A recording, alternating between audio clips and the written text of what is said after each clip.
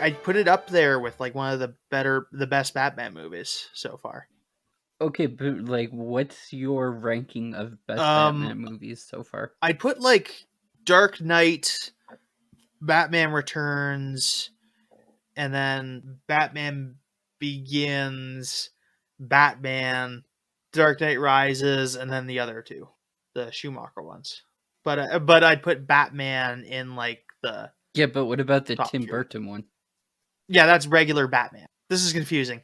Which one's Batman and Robin? Then? Batman and Robin is the second Schumacher one. But I'd put this up with Batman Returns and The Dark Knight. I'm not gonna like put it on the list just yet, but Christopher Nolan. I'm not gonna put it on the list just yet, but just because I'm gonna watch it on DVD yet. But I liked it quite a bit. It kept me on my. So does Robert Pattinson's Batman hold up to like? Like how? I don't know. Christian Bale. I like it. I was gonna say like Ben Affleck, but I forgot that he's definitely not the benchmark. I'm not a big Christian Bale fan. I do like him pretty well. He's maybe not the best all-time actor, but he's actually and this is gonna sound weird to some people, but I think he's a very the animated series Batman style thing. Yeah. Like he's a very young Batman in this. This is like a Batman Year 2 story essentially, where like I don't think we've ever actually gotten to see like early Batman. Yeah, no, not. I mean, yeah, kind of dark. Batman Begins, but even then, he gets like most of his like fancy. Like I don't know. This feels a lot more like a young Batman than that did. Mm-hmm. Like this feels like a young Batman. Like I still think my favorite live action Batman's probably. I really do like Ben Affleck for the role. I like how he stands around and does his stuff. But like I find Robert Pattinson's a very the animated series style Batman. Yeah. Yeah. Like that won't like maybe people will like see what I mean like click with that statement when they hear it, but it's just he's not like trying to bring more to the role than what's needed. If that makes sense. He's not trying to like be super good at it. I don't know. It's weird to say. But this felt... Well, I'm gonna assume, I think the best assumption to make is he's trying not to reinvent Batman. No, yeah, true. This feels... In this movie, it's a detective movie. It's the most detective movie of any of the Batmans. Because it has like a mystery and whatnot. But I think it does pretty well. I think it does...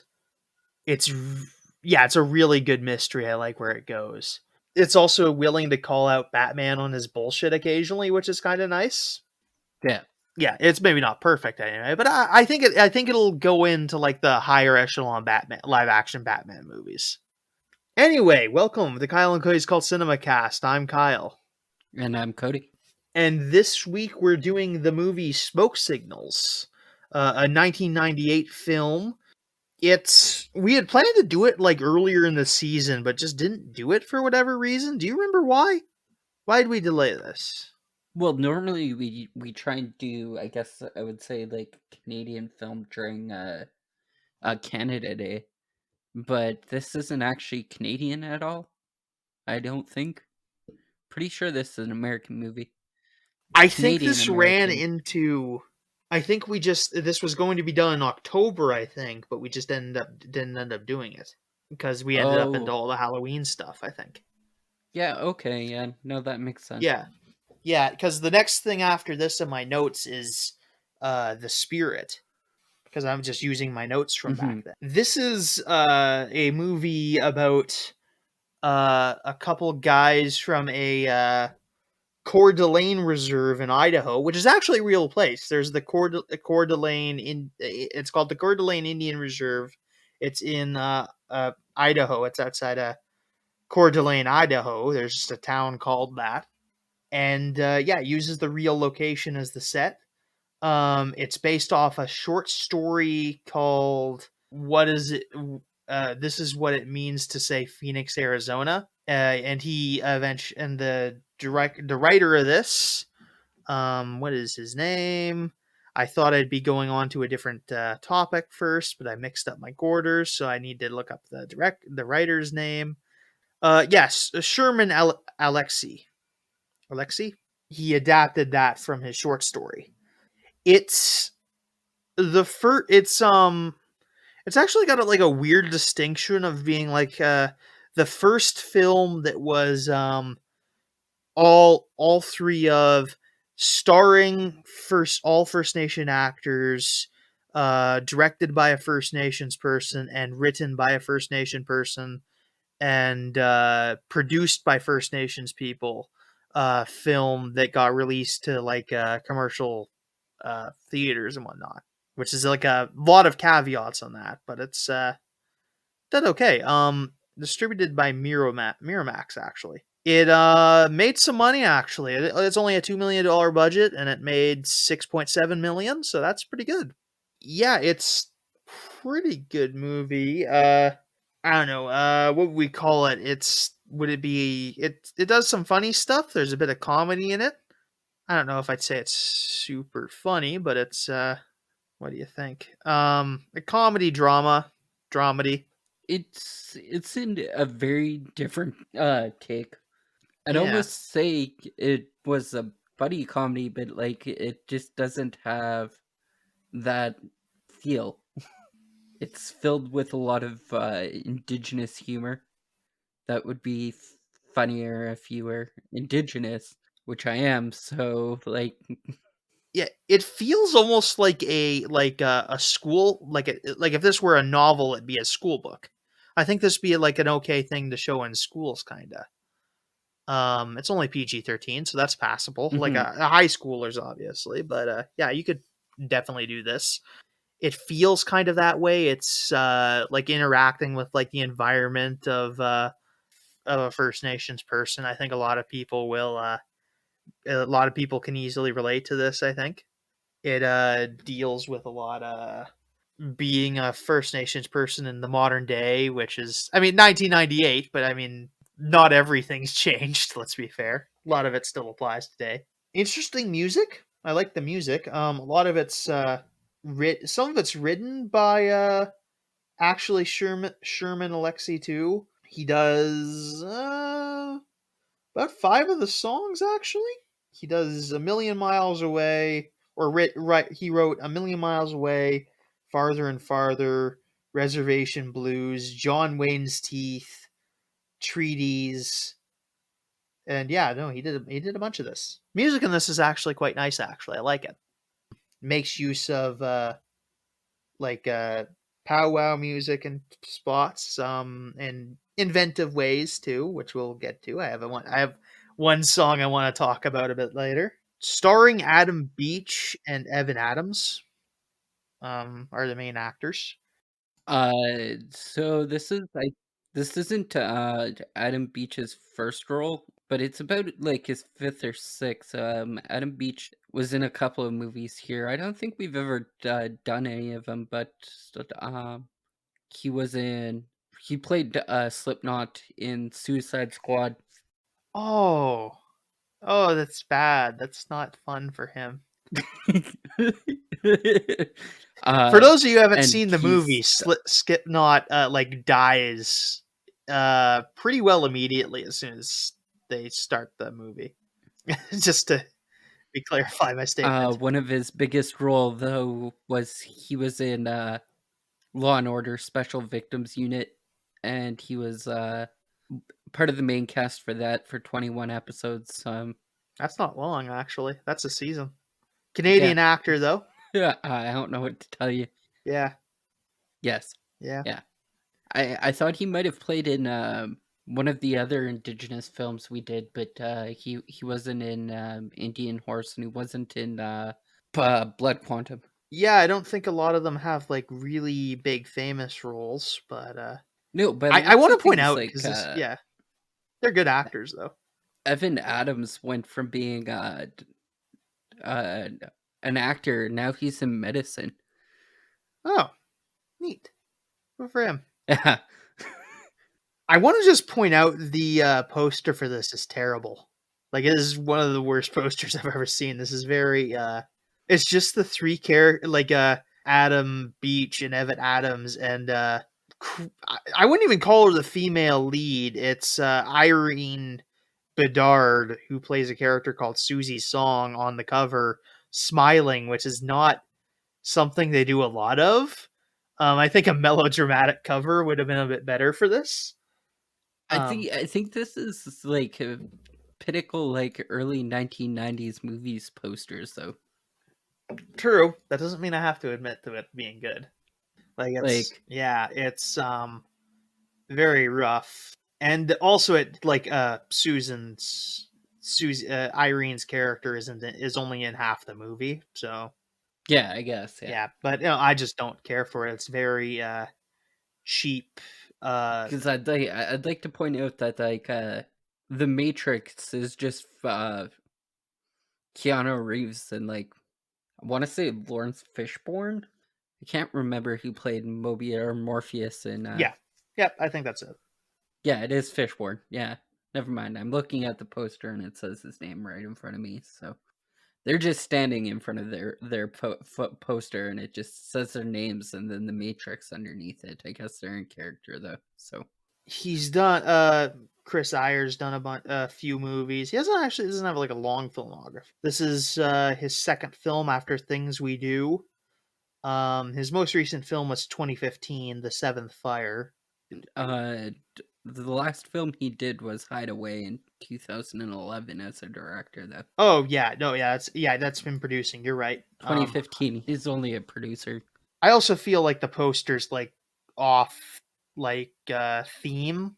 I just don't think it represents the movie well, because a lot of this movie isn't them happy. I think something better might have been I don't know. I don't have a good I don't have a good answer for what would have been a better poster, but maybe Victor and Thomas just sitting in the bus somewhere even would have been better, with like Victor looking a bit annoyed Yeah.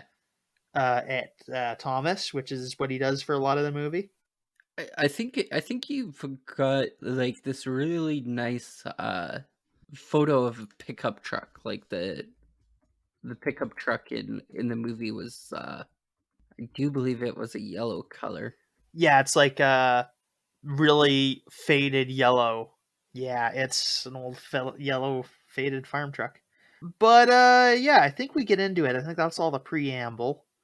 Yeah, so the movie opens at the Coeur d'Alene Indian Reserve which is in Idaho in 1976, which is the bicentennial, and they're celebrating America's bicentennial, which was in 1976, commemorating the 200th anniversary of was it the signing of the Declaration of Independence?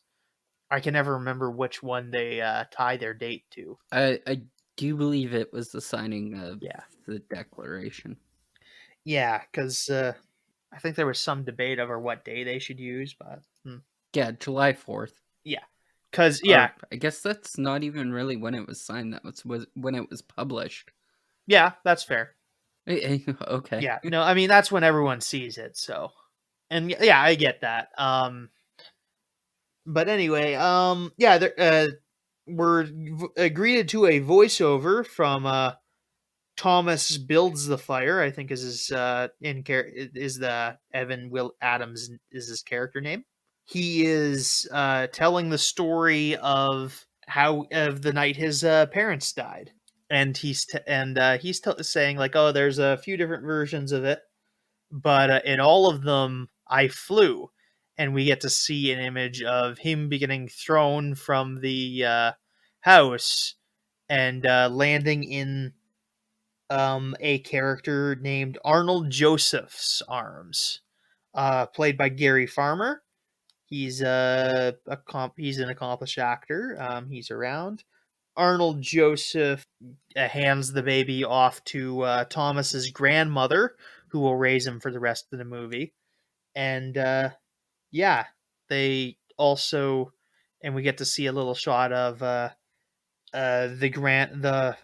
Adam Thomas's grandmother and Victor's mother, because Victor and Thomas are the same age. Yeah, the same age. We see them squat like maybe a couple some time apart, but they're in the same sort of baby state. Yeah, I don't know what the proper word for that is. They're both babies in swaddling cloths. She is, and it's talking about how, yeah, he was saved from this burning building by sort of Arnold, who caught him as he was thrown out, and that's where Thomas's parents passed away. In the scene we're shown, Arnold Joseph looks very shook when when I think the mother, when Thomas's grandmother, what's her name? Of course, she's not on her. Oh, she's just called Grandma in the cast list. Uh, yeah, Grandma builds the fire. Played by Monique Mojica, and she tries to tell like say thank you to Arnold, and he says, "You did a good thing," and he just replies, "I didn't mean to," which is maybe a too big a hint about what happened. I think because I'll just spoil the entire thing here. It turns out that Arnold was responsible for the fire, and that I think that spells it out maybe a little too firmly. Although I don't know that that's the. I think it's a bit more. It could have been a bit more of a mystery, and yeah, I don't know. I don't know that you can even make it untelegraphable because, like, I don't think you can make him so nervous. I don't know. I don't know So the best way to do this film. Yeah, like there's like this fine line you need to walk to make this film work, and I'm not saying that they did like the best bang up job you could have with what was given serious undertones. I don't know. I'll get into this more later when I've got. but yeah, we see that. After and then we get a little bit more Thomas tells us a little bit more detail about Arnold after that. It said he cut his hair short after that and never let it grow long. He also had like an ongoing issue with alcoholism, and then one day he left and wasn't seen on the reservation again. We then cut to the fun little radio guy doing some voiceovers and doing some scene setting.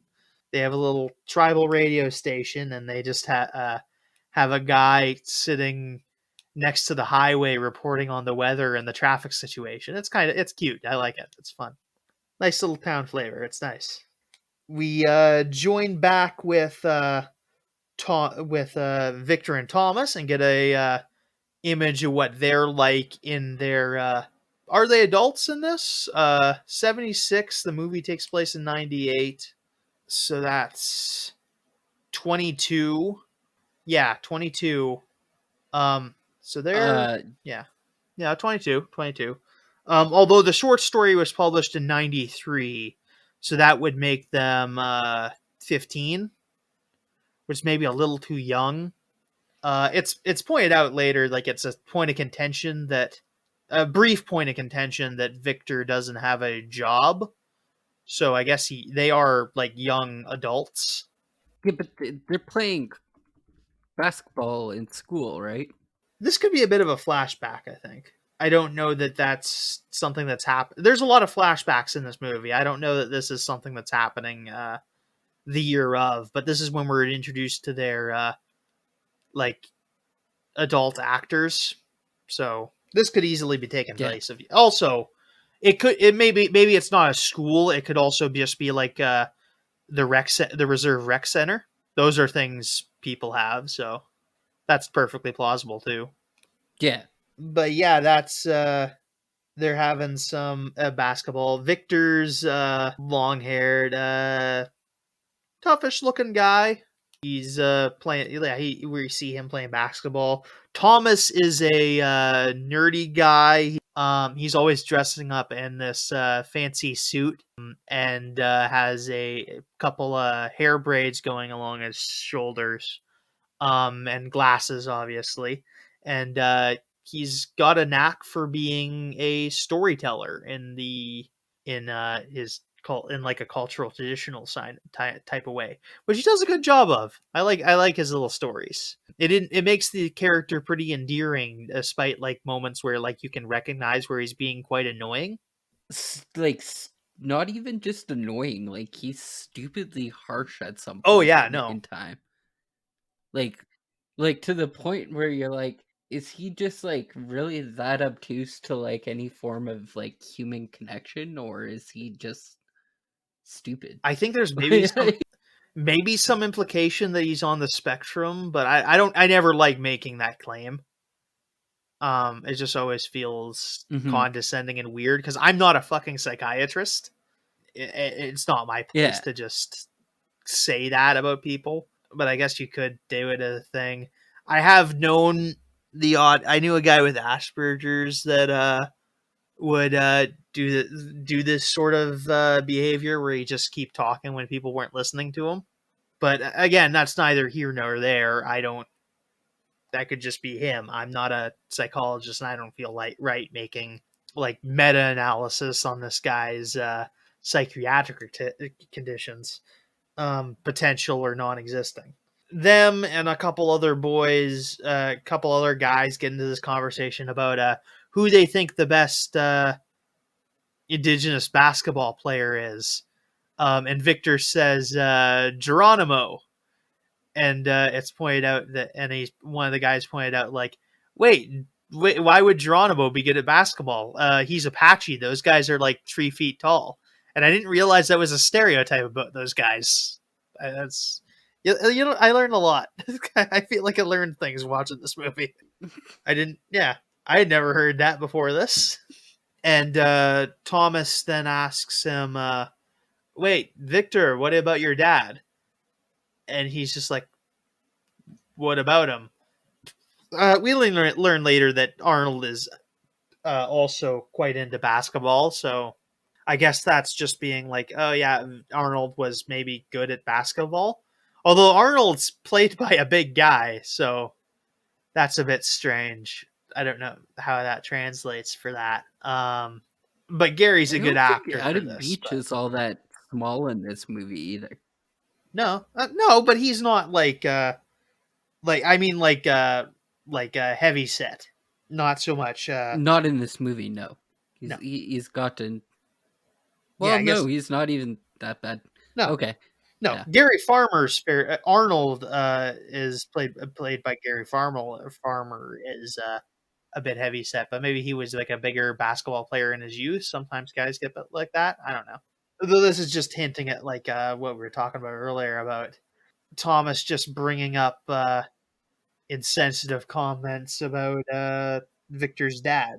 In the meantime, we cut to Victor's mother Arlene, who gets a phone call from this lady Susie Song, who informs her that Arnold, her ex-husband, is has passed away, and that she is going to make some arrangements for his remains, but that someone could come pick up his stuff because they have a right to claim it. I suppose. Not sure how this legally works out, but I suppose they doesn't have any. There's no indication that Arnold has anyone else that would get anything in the will there. But yeah, so they point out this idea, and they don't really have Arnold, Victor, or Arlene don't have any that sort of money to go down there and deal with that, so they're just like, yeah, shrugging at it. But late at some point later, Thomas meets Victor in the store as he in the reserve store as he's running some errands, and offers to pay for bus tickets and gasoline so that they can go down to Phoenix to go get Arnold's pickup truck and some stuff from him and bring it back to the reserve. Victor doesn't take him up on this offer just because it's a not like a reasonable amount of money. That's like probably a good couple. I don't know what would a bus take like a 2 day, like at least a 2.5 day long bus ticket cost, plus like however many tanks of gasoline that truck runs. Uh, I think it's probably a couple $100 if nothing else, plus meals and potential lodging.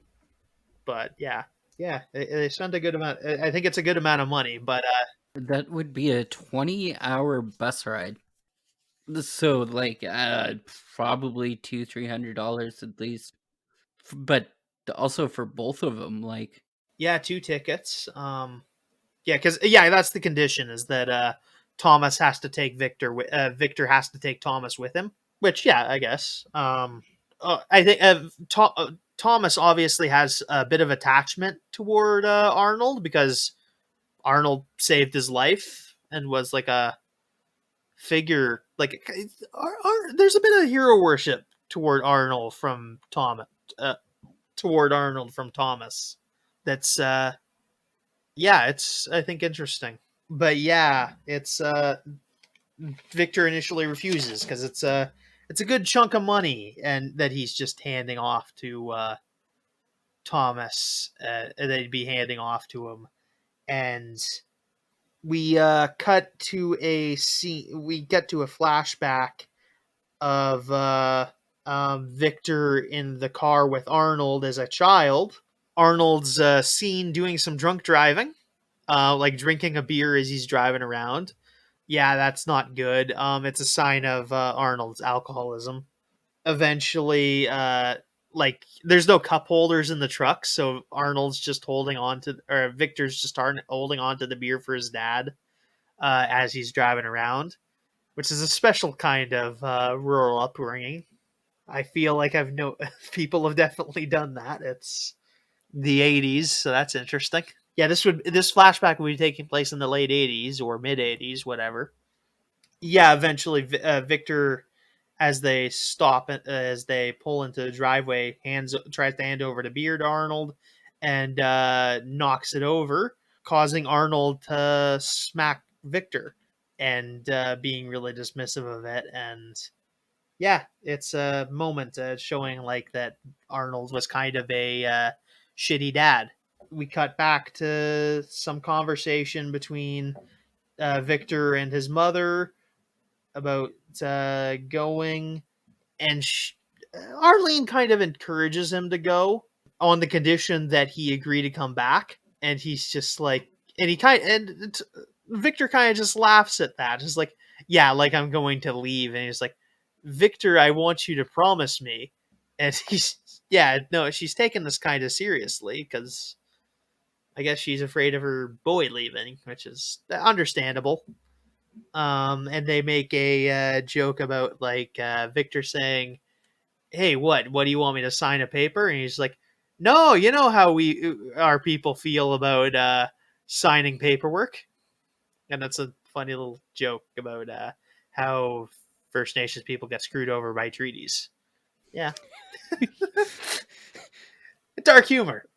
they had a couple of these once, and I think that, like a little bit later on, somebody asked like, oh, you're going out into America, the different country. Do you at least have your vaccinations? And it just hit on two different levels at that point because of the whole lockdown experience recently. So Vaccinations and passports. There's also a whole bunch of there's like two or three references to like God, if that fucking Christopher, if we had just organized against that fucking Christopher Columbus.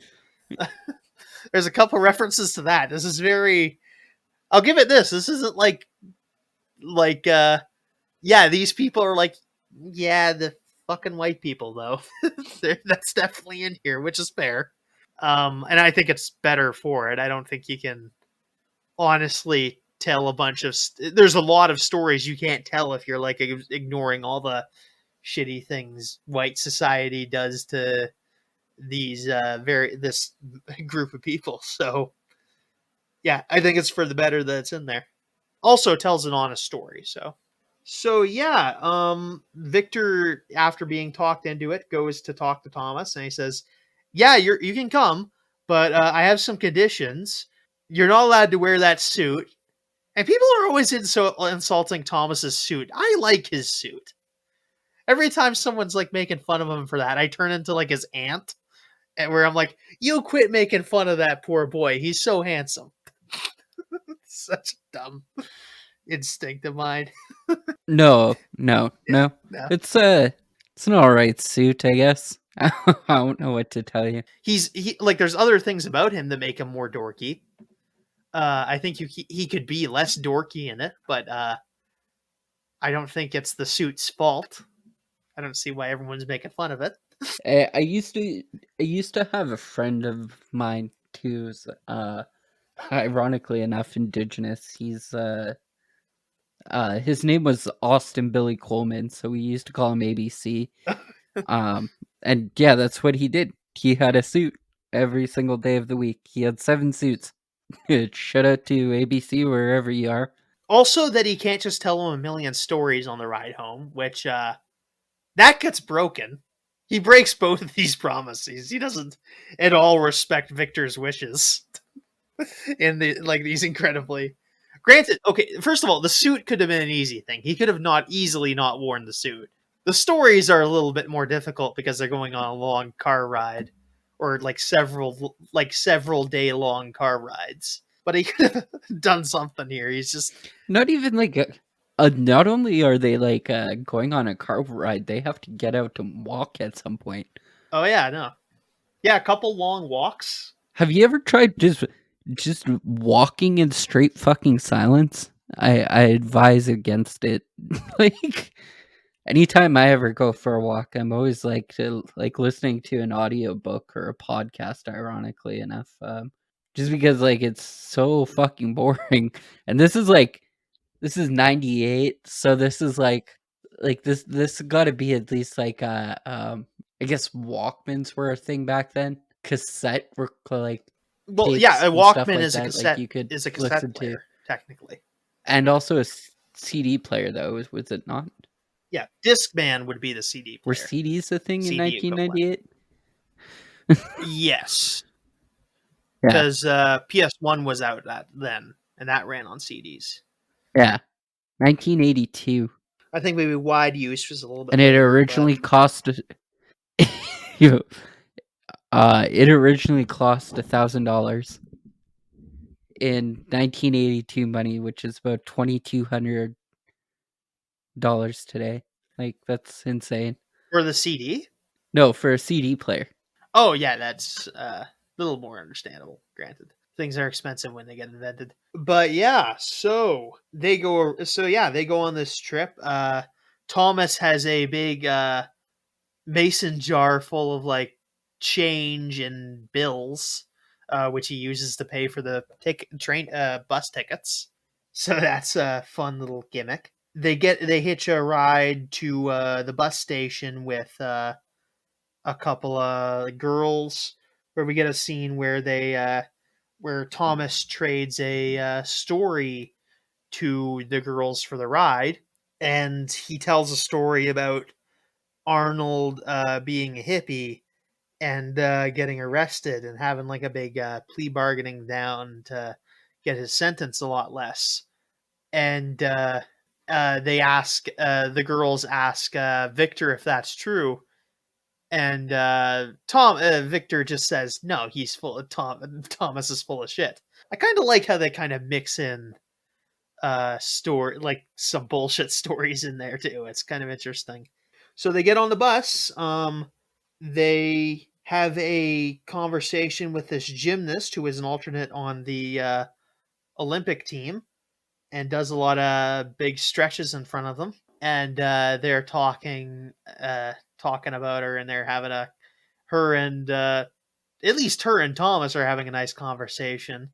And then Victor just decides to be an asshole and just brings out the point about like her being an alternate and not really being on the team.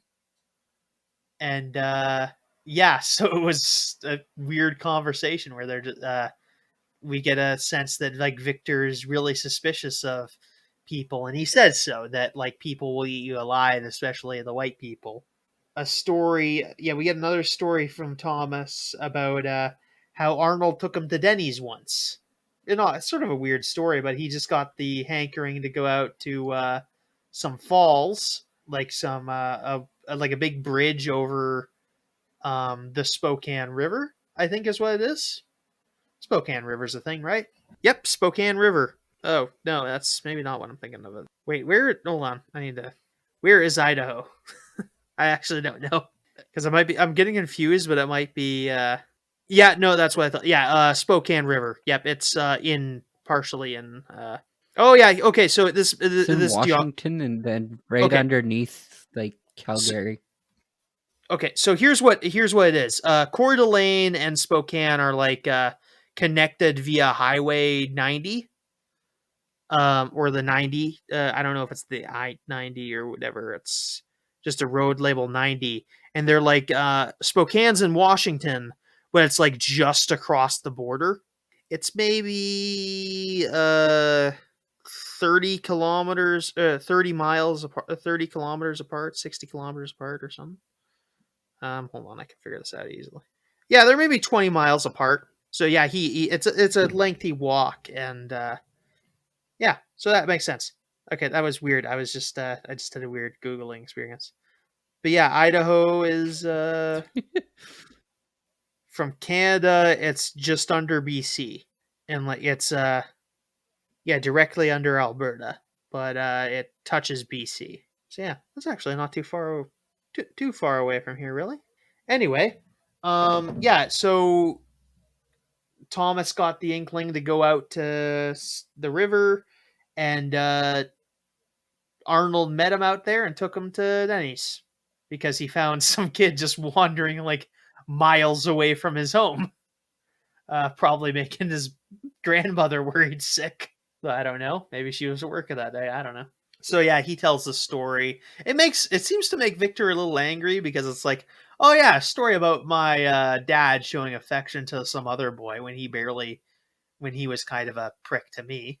They have Thomas and Victor have a big talk about how indigenous people are supposed to act, and Victor is saying, hey, you need to be more stoic and whatnot. So um, the white people show you more respect, and you need to make them think like, oh yeah, this guy went out and killed a buffalo, and Thomas is just like, wait, but our people didn't hunt buffalo, we were fishermen, which is just a thing we need to remember, because like some people just think all First Nations people hunted buffalo, which isn't even necessarily true.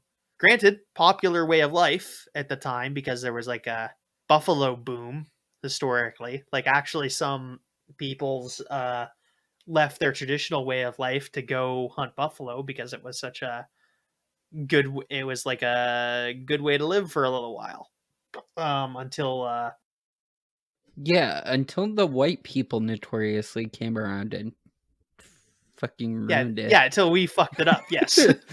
we had a very And nice then thing going on. until the white people fucked it up, and then of course in natural fashion blamed the First Nations people for it. That was in there too. And that was an interesting thing. One of the first environmental legislation passed by the Canadian government was stuff to ban like buffalo, what do they call it, the buffalo jump, where they chase a big herd of buffalo off a cliff. Essentially, some that and some other traditional hunting techniques, because they thought that was the problem. Which, like on its surface, yeah, might sound bad, but ultimately it was about a bunch of about a bunch of people just shooting buffalo from the train, essentially. Basically, some of it for yeah. Actually, like, buffalo are, I was actually reading about this in one of or in one of my classes, for one of my classes, this white person was bragging how he shot 200 buffalo in one day, and he figured out that he can shoot so much buffalo is because if he picked off one buffalo, all the other buffalo would stop and mourn the death of the one buffalo. And so he just sat there and shot all the buffaloes that gathered around the corpse of the other buffalo. Fuck. So, like, And he didn't even use half of yeah, them, probably. No, like there No, was like probably not. a fairly prominent industry of like using leather based buffalo based leather to make like machinery belts Hmm. at the time, because that was a thing we did in the early revolution, is we made like industrial belts out of leather. But a lot of just like pointless like animal poaching and slaughter just happened too, and that's, I can't help but think, is a big part of it. Yeah, that's a terrible little history right there. A lot of it for another time, but I just thought it was a Well, I interesting mean, thing to point ultimately, out. Yeah. just like hunting for sport is kind of just Yep. True. Yeah. like an Also, awful thing yeah. to do, in my opinion. But I mean, Especially like I like, can't I'm not stand gonna like talk the shit yeah because yeah no I have like I'm like not like entirely my dad like hunts, but yeah no I my thing is like non-endangered species, and also eat some of it at least, like do something with the body, I suppose, and like yeah hmm. there's better ways to do it, and I don't like have a lot of respect for the guys who go, the fucking idiots that go to Africa to kill like endangered species. Also, if the animal kills you while you're out there, that's just fair game for the animal. Just one, nature won that round. That's just Yeah, like I mean, that's like turnabout's fair play, yeah. right? It's like I mean, you were out there to kill it. Yeah, no, it's at that point it's kind of like rules of combat. Yeah. Anyway, yeah, and this eventually results in Thomas going at the next pit stop, going out, putting on just taking off his suit, putting on a t-shirt, and undoing his braids, which briefly makes him look like slightly studly until he puts his glasses back on, and we just remember, oh yeah, this guy's a nerd. Also, he's wearing a shirt that just says "Fry Red Power." Oh, Yeah, no, that's what his blue shirt says. It just has a label that says "Fry Bread Power." Fry I guess bread I've is never looked yeah, at that. Oh. yeah. No, I noticed it this time. I think it's on the poster actually. Hmm. He's wearing that shirt on the poster anyway. I think. You maybe can't read it.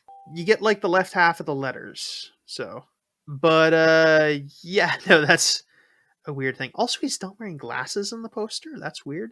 Also, fry bread. I think it's a more southern term for bannock. Yes. Or maybe they just have other words for it. Yeah, yeah. It's yeah. We know it as bannock. Us in this part of the continent, I guess. I've never heard. I guess some people call it fry bread. Have you ever heard it called that? I don't know. Yeah. Yeah. Okay. Okay. Yeah. I don't know what to tell you there. Yeah. Yeah. No. Yeah. Yeah. I just never heard the term before I watched this movie. But yeah, that pretty much describes what it is. It's like fried dough. Yeah. So that's a scene, and he slowly puts on his regular clothes on more throughout the rest of the movie. I think he rebraids his hair sometime while they're sometime before they start the drive back. Yeah, and then then they're in Phoenix is the next big scene. They walk all the way out to Arnold and Susie's trailers, which are just set up on affiliated land in the desert. I guess you can do that. I don't know. I suppose you can't. Yeah, suppose there's no law against it. Susie's a former nurse for the or administrator for the Indian Health Service in the States, or in that region. She was essentially Arnold's neighbor for the last few years. They also went to stuff together, so they were friends. He essentially they arrive at this place. Susie hands off Arnold's urn, which is just like a metal tin. It doesn't seem like she has a lot of money to provide for this issue.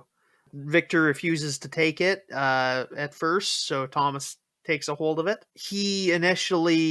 Victor's initially just like, oh yeah, we better get going. And then Susie's just like, wait, do you want something to drink or eat? You guys have been on the road for a long time. And Thomas essentially says, yeah, I'm hungry and whatnot. So yeah, they end up staying for the night. I think yeah, no, I fell behind in my notes here. That I got confused here. Yep. No, I just read through a page automatically because I got confused. Anyway, Thomas, they talk about they're eating some fry bread, and Thomas is just like, hey, yeah, it's almost as good as your mother's, Victor. And Victor tries, and it's like, yeah, it's good, but it's not nearly as good as Arlene, his mother's. And Susie's just like, oh, is hers that good? And Thomas tells a whole story about how Arlene was making a big feast and needed to feed 100 guys with 50 pieces of fry bread. And she did it by cutting the portions of fry bread in half. Okay, it's a weird story, but essentially it's a story that Thomas made up, but it's just a point to say that Arlene's fry bread is magical, and can do wondrous things, I guess.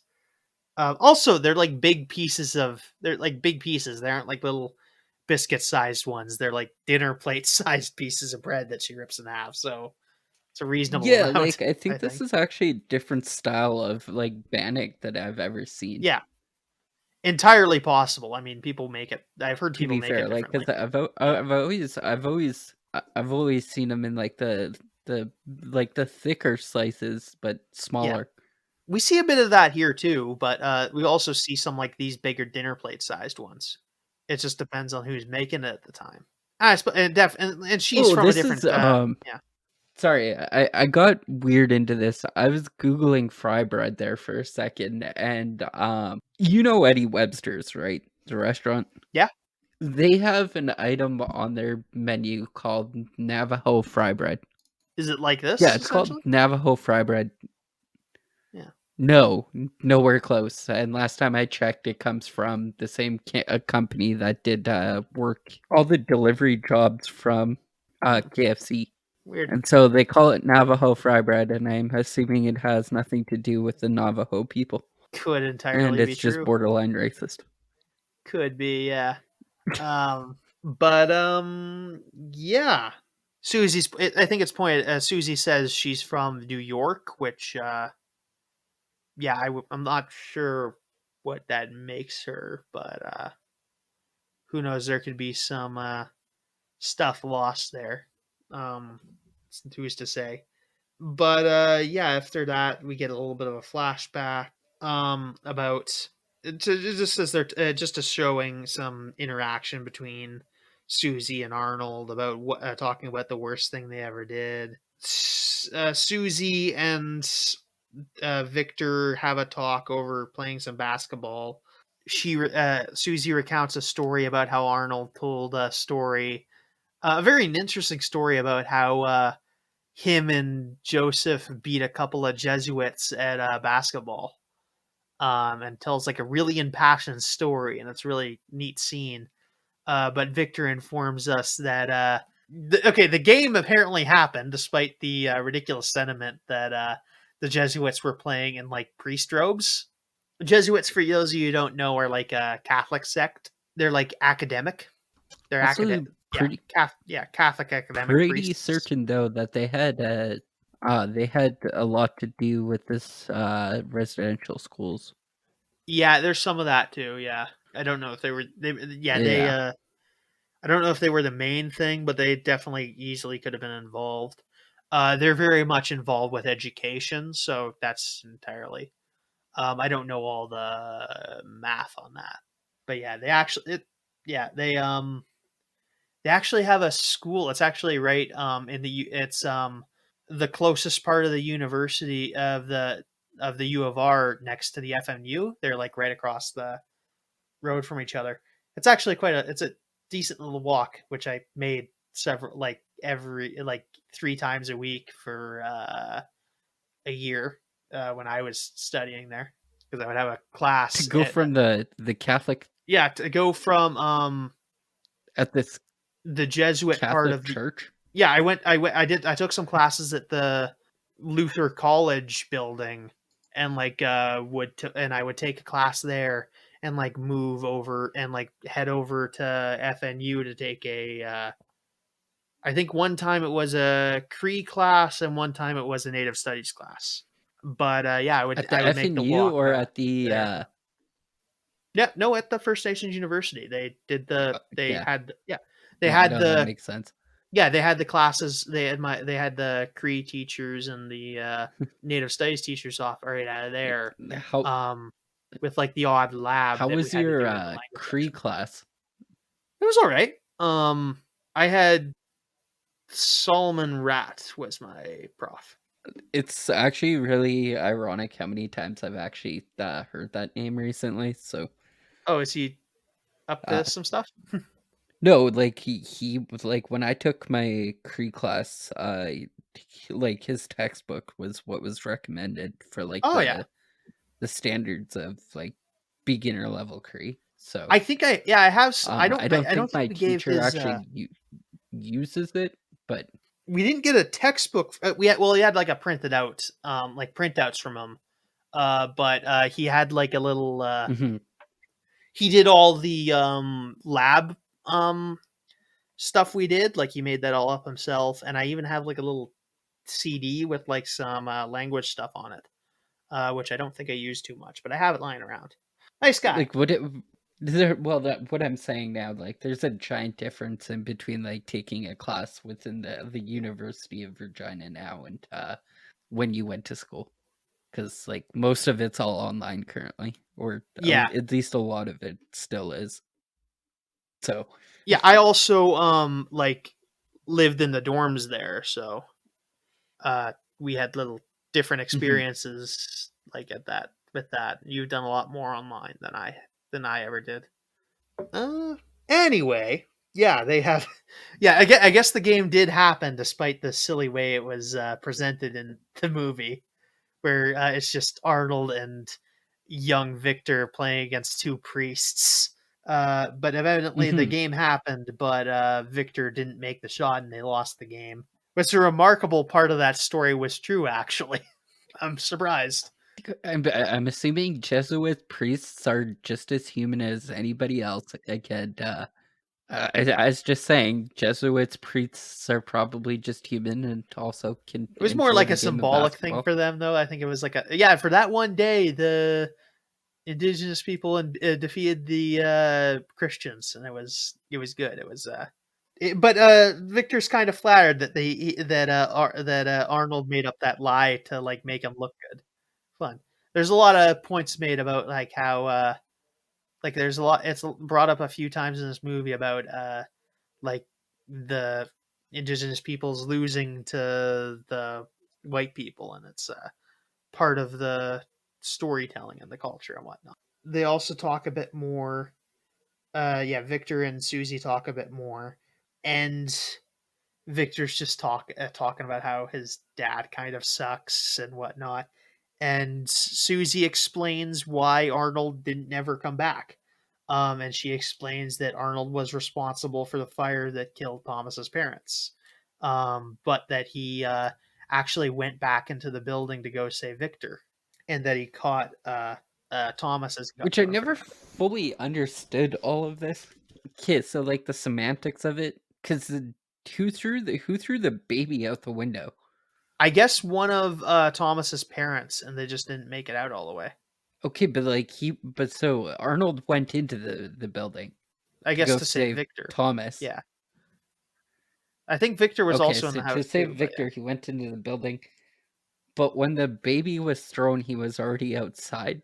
again, that's maybe that Okay. could just be could just okay. Here's the theory. This could just be a made up story that Arnold recounted when the people showed up, because no one's just going to say, "Oh yeah, you definitely started this fire and you're lying to me." That's not going to be anyone's first thought, no matter how. And I don't think Arnold was even at his shittiest at this point in the time. So I think that's maybe the could be the explanation there, is that he just ran out and or ran in and just lied about him getting thrown out the window. But who knows, really?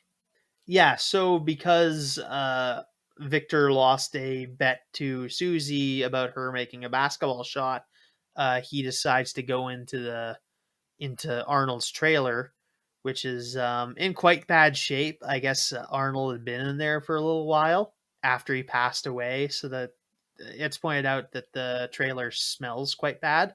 It's also Arizona, so this thing's just baking in heat all the time. That can't be good for you. There's a lot of things in there, some portraits of some guys. There's a map of Australia, which is strange. He kept the family picture in there in his wallet.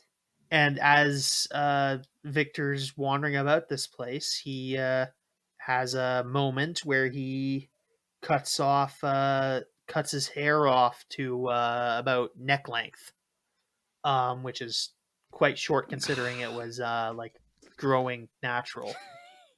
You have thoughts? It sounded like, or a sigh.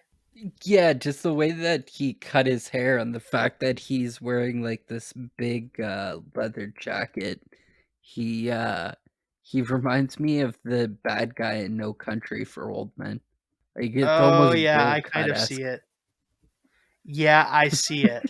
Now that you've mentioned it, yeah, like I wouldn't have made that connection because I mean, those actors kind of like have very different faces, like not just in terms of color, Yeah. but also build.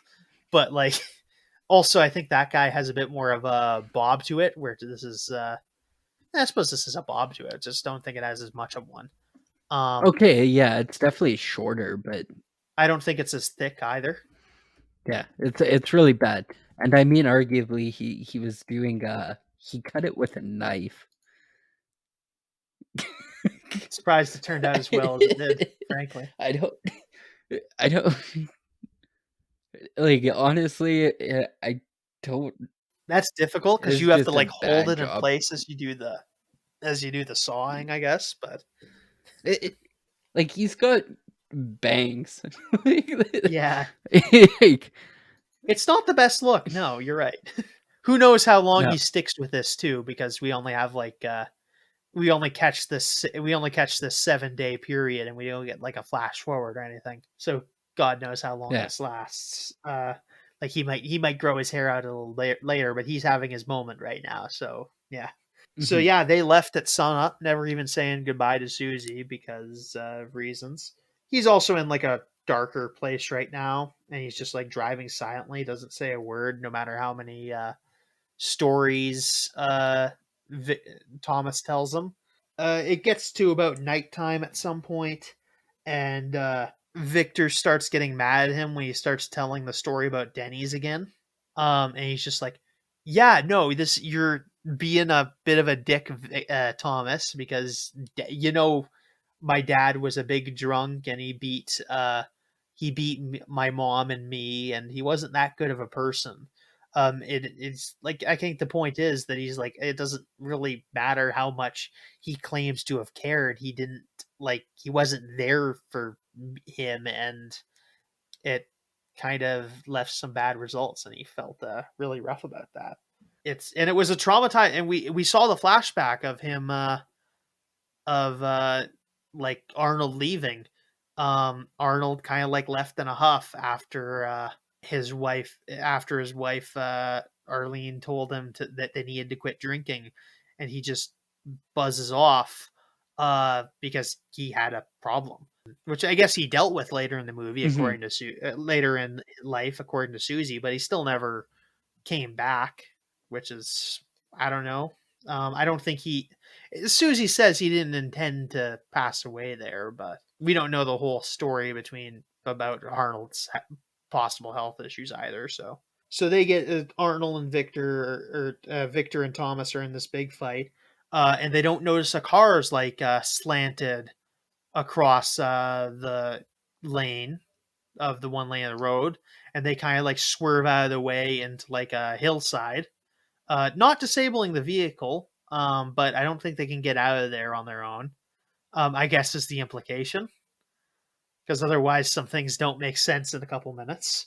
So they meet up with this guy, and there's this drunk guy who's like slammed into another car, hurting someone quite badly. And the drunk guy tries to pin it on Thomas, despite the fact that everyone knows that didn't happen. And or they try to pin it on Victor despite not knowing it happened.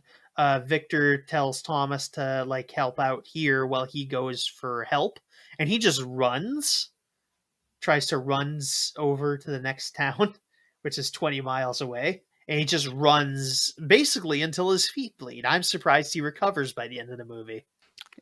It's like 32 kilometers. Yeah, I don't think he makes it all the way, to be fair, but either way, that's No. he's maybe even not wearing the best shoes either, but who knows? But yeah, I guess he gets picked up by a construction work or a highway worker a little later, and they pull him out and they pull him into a hospital. I don't know what the insurance situation is there. I'm gonna bypass it. Um, so he gets healed up, and essentially he has a little talk with the drunk guy's wife and the victim of the car crash, who's in like hospital, and she tells them that yeah, the cops were here. I told them, and that her husband is trying to pin this on Thomas, but she had told him like the truth. But they don't. But Victor and Thomas decide they don't want to take their chance with the cops, so they try to get out of town. But they meet up with the police officers on their way out. Next, we see them in like the sheriff's office or whatever. I don't know how big this place is.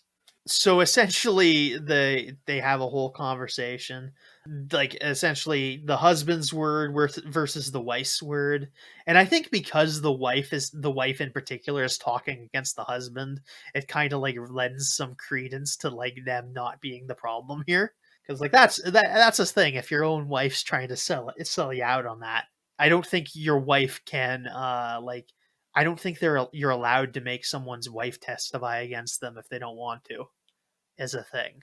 So that's a whole thing. So I think that's pretty damning. And Thomas and Victor keep their story straight and tell the story, and the cops let them go, and they're quite pleased by that. And he's like, "Yeah, good work." Thomas says, "Yeah, I guess your big tough guy routine, your big tough warrior routine worked out this time." It hadn't worked out earlier in the movie when some racist guys stole their seat on the bus, which was just a interesting little thing where they just were like really racist toward these two young guys. It was rough. Anyway, yeah, they get away from the cops. So yeah, they get to go. Victor apologizes to Thomas because he's had a little bit of a moment. I guess when he was running, he had like a bit to think, and was like understanding of what like comes to terms with stuff. We cut to the image's song using some sweet grass to burn down Arnold's trailer, because granted I don't think she can afford to have that thing cleaned up, and it seems like it needs some cleaning to get the smell out. So I normally don't like it when they just burn down houses that aren't inhabited in movies, but this kind of makes sense. I don't think she has the money to like refurbish this thing. So that's the thing. So yeah, they make their way back to Coeur d'Alene, and it's pointed out they've been gone for 6 days, 12 hours, and some change. Victor thanks Thomas again and pours out some of Arnold's ashes into the mason jar pinky after taking the money out. And he gives it to Tom, and they have a moment where he's just like, I'm gonna Thomas is just like, yeah, I'm gonna pour this out of this over the Spokane River, and Arnold's gonna leap out like a salmon. And Victor points out that yeah, he was kind of thinking the same thing, but he never thought about his dad as a salmon, and they just thought of it as putting something away where you didn't have much more use for it. It's a really dour description, but it's his description. So Tom leaves to go back into his house, but Tom runs back at the last second, and he asks Victor, "Hey, did you ever figure out why your dad left?" And Thomas and Victor says he didn't mean to, Thomas, in a reference to the earlier part of the movie. I actually found it interesting that I thought it would have been an easy way to for that argument to resolve in a lot of other stories is that like Victor never tells Thomas about that. Victor lets Thomas's idea of his father remain intact, which is Hmm. I think the story's better for it, but it's a way they could have went. Definitely was. So yeah, and that leads to the end of the movie where they're showing Victor tossing out the ashes over the river, while Thomas is giving a voiceover about can we ever about forgiving their fathers for not being there and whether or not they were there enough. And yeah, it's a nice, sweet little ending, and Victor has a bit of a cry on the bridge, and that's the end of the movie. Well, that was a movie. What do you think? Like, it didn't. It had a confusing feel to it. Ultimately, Yeah, like I see that they were trying to incorporate like some humor into it, but like a lot of the humor to me just kind of sort of fell flat. And it had a couple of good moments, but like through and through, like the movie had a good feel to it without actually getting into some of the heavier subject matter that it was trying to cover, mainly like alcoholism, like intergenerational trauma. Like we don't really see a lot of like Arnold's backstory or who he was as a person, except for the fact that like the couple of flashbacks that's shown about him, and ultimately it shows a lot of the duality of storytelling. On one hand, you have Thomas's character. Sorry, I was drawing blanks there.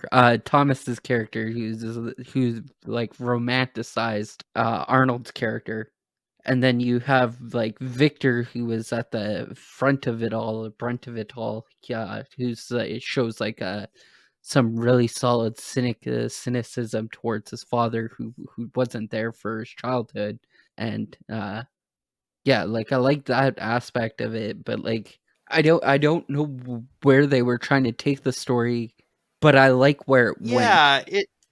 it was nice. It was like, okay, this is very much about this character and like or like this character and his arc toward like coming to terms with his father's death. This is actually like a try this I think I can't name any of them, but I think there's similar movies with plots to this where a guy goes to like check out like go to like his estranged father's funeral or whatever. I think this has been done several times into doing this like going on a road trip with a friend of yours. But yeah, it's very much about this character's arc, and like I don't know that's making like a big moral claim about it. It's just about this character. I think it's like Thomas says at the end, can we ever it's about like can we ever truly forgive these people who have wronged us in this rather permanent way. But yeah, it's I kind of want to talk. I didn't get to talk about this in a summary, but I just kind of want to talk about it at the end because it was fun. It was funny for me. I liked it. The John Wayne's Teeth song after the two racist cowboy guys take their seat, they start talking about Thomas is just like, oh, that John Wayne guy, he was the toughest cowboy of them all. And Victor's just like, in all those movies, you've never seen his teeth. And I don't know if that's true. But anyways, they start singing to like a powwow tune. John Wayne's teeth, are they real? Are they fake or are they real? Are they plastic or made of steel? It's really neat. And then they have like what were the? I want to give the guys proper credit because it's a neat little song, but they have like a whole singing group sing the song proper, and it's made for this. Like the author made like wrote the lyrics for it, and they put it to music that way with some experience. I just thought it was really. I always like when they take like kind of joke songs and put them to like respectable music, Hmm. which I would consider this to be. It's kind of pretty. I think it's layers a layer of legitimacy, which is kind of funny. It's lyrics by Sherman Alexie, written and performed by the Eagle Bear Singers. So that's their proper credit. Mhm. But I was kind of hoping this was a pre-existing song, and that this was just sitting on like an album from like '92 or whatever. I thought that would have been like the ideal scenario, but it's not the case, sadly. Yeah, I just wanted to talk about that. That song, maybe look up the song if you're listening at home after whistling to this. Just look up John Wayne's Teeth, the song from this. It's funny. It's funny to watch people make fun of John Wayne at the end of the day. He is a bit of a jerk, so it's fun to make him watch funny. It's have you heard about Sam Elliott's rant while we're talking No, about like all these old cowboys? Okay, no, so go ahead. Sam Elliott came out and he was criticizing the movie that recently just came out. Benedict Cumberbatch's movie, The Power of Dogs, Oh, which was like it was like along the lines I do believe a lot about like I don't actually know if I've ever seen it, so I can't really talk about the plot of it. I think it's super recent But too. So it stars Benedict Cumberbatch. but like Sam Elliott came out and was like, "Oh, these guys aren't real cowboys." And I think like what he was commenting a lot about like the homoerotic undertones of this movie. Oh, I'm just looking it up About now. like Just to these see. ranchers, and he was like commenting on the fact that like Benedict Cumberbatch isn't a real cowboy, and like how and I'm like, no, he's not a real cowboy. He's a fucking actor. What do you want from him? Like, it's Benedict Cumberbatch, and like, you're just like, He's also an Englishman. yeah. Domineer rancher responds with mocking cruelty when his brother brings home a new wife and her son until the unexpected comes to pass. That's the basis of this movie, and I can't even remember what Benedict or Sam Elliott was. But what the fuck does so the directors first of all is from New Zealand, or the movie shot in New Zealand, and they called it Montana. No, it's shot in New Mexico. I think I'm reading like the Wikipedia page right now. Yeah, shot most. Oh no, you're right. Yeah, Otago, New Zealand. Otago. Why did they shoot in New Zealand? That's so much more expensive. New Zealand's in like the buttfuck middle of the ocean. Okay, so I'd like to point out that the like he's commenting about like this person, like the writer's commenting about the like undertones of Homer erotic. The character in the movie is a ranch owner who struggles with his repressed sexuality in 1925 in Montana. So I mean, like, I think if I Google searched right now, Sam Elliott, Brokeback Mountain, like issues, they'd probably come up and yeah, of course. One of the big ones is Huffington Post tweeted, "No one tells Sam Elliott about Brokeback Mountain because he already has this chaps in a twist about Jane Companion's the Power of the Dog over its illusions of homosexualities, among other concerns." So I don't know. Why did I think Sam Elliott was like slightly woke or something? I don't know why I had that idea in my head. I don't know either, but like I don't know, but I think one of the biggest issues that I had with it was the fact that I think he was not only was he saying this, but I'm pretty sure he was saying this on Joe Rogan currently. So I mean, that's not like a really good look for him, and I kind of lost a lot of respect for him and like during that little time. And like I don't hate Sam Elliott, but like I don't know why I'm giving him so much credence on Yeah, no, I don't know if it's right now, because like maybe it's just that like our assumption that like he hasn't been canceled so yet. He anyways, hadn't been canceled before this, so I don't know. Anyway, yeah. yeah. What do you give the movie, Cody? Once again, I think a reasonable score for this for me would be probably around somewhere between 7 out of 10 and like an 8 out of 10. Once again, Yeah. the undertones within the movie are pretty strong, and like a lot of the stuff is just left unsaid, but you can still feel kind of Hmm. where a lot of the anger from Arnold's character is both coming from, and and how that has passed on to his kid, and how that stands, and also it was one of the most indigenous, culturally significant films within probably the last, I don't know, 20 to 30 years. So Definitely it within the also, frame of the I think I was 90s. reading somewhere Definitely, that it if nothing Mhm. else. um also, a little nod that I realized at the beginning of the movie, while I was looking up the character from the radio station whose name is Lester Falls Apart, by the way. That Huh. was the name of the weatherman that was standing on top of the RV Hmm. throughout the whatchamacallit. But the guy who actually plays in the who does the voice of the guy who's talking on the radio is John Treadle, who was a big part of the American Indian movement in the early 1960s. They were notorious for the occupation of Wounded Knee, Hmm. um, and also I think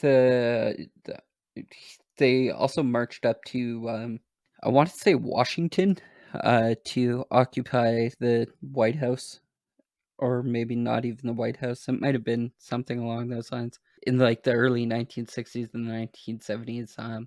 It's kind of a nice little nod, the fact that they brought him in as a radio host, considering during all of this he went to school to become a radio host, and actually he runs, or used to run before he passed, one of the bigger indigenous radio stations within, I think, the States. So Yeah, yeah, I'm giving it an 8.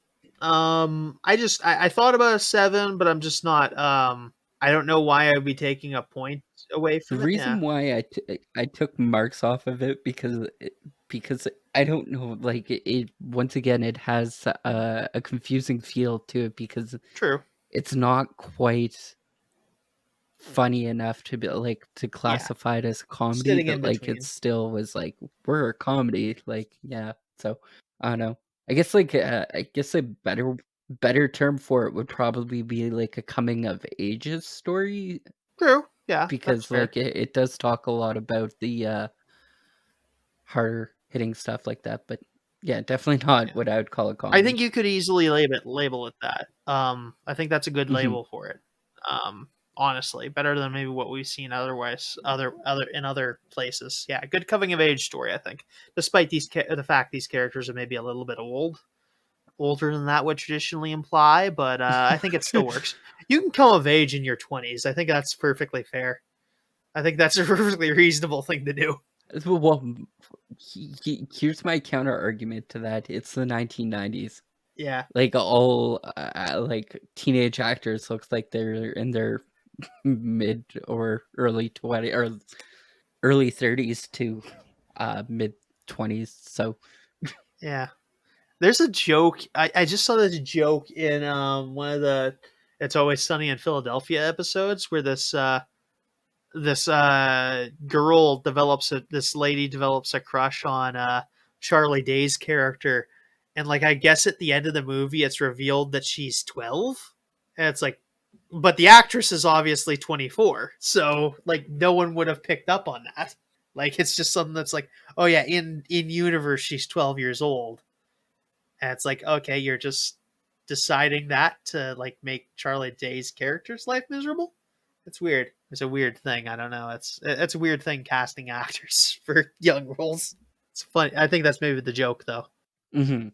So next time, Cody's making me watch Dragon Ball Evolution. So in a week or something, maybe 2 weeks, prepare to like listen to like my deep dives on all the Dragon Ball lore, which I know pretty well in depth. I've read all the comics, and I haven't seen any. I haven't seen most of Super actually. I haven't watched most of Super. That's actually strange. I just yeah. Here's my argument. I don't believe in Super enough to be able to it's like how most Harry Potter fanatics will like be like, oh yeah, we just don't like actually account that the lost child is a part of the like Harry Potter canon. I just like I refuse to acknowledge that Dragon Ball Super is canon regardless of how like it's written by Yeah. the authors. So I mean, the finale of Super is actually pretty fucking awesome. Like if you watch, like I'd recommend like watching the mhm. last like 3 episodes or whatever. It's because that's like it ends in like maybe one of the best fights in Dragon Ball history, and it's like a fight you don't get in a lot of other series. Like just ignore having context because you don't need too much. They're fighting in a tournament for the fate of the universe. That's about it. That's the important things. There's some good stuff in it, but I just don't have any motivation to watch the whole thing. I watched the movies, which Dragon Ball Broly is really good. Or Super Broly is really good. I was gonna see that in theaters, but it was like really super cold that weekend, so I didn't get to go up to Regina. It's a really good movie. But yeah, we're reviewing Garbage Movie from Garbage Year, one of the worst ever things ever to come to screen, and you're gonna hear about it. It's gonna be like a 2.5 hour long episode about me talking about how that movie sucks. But anyway, you can go home. The episode's over.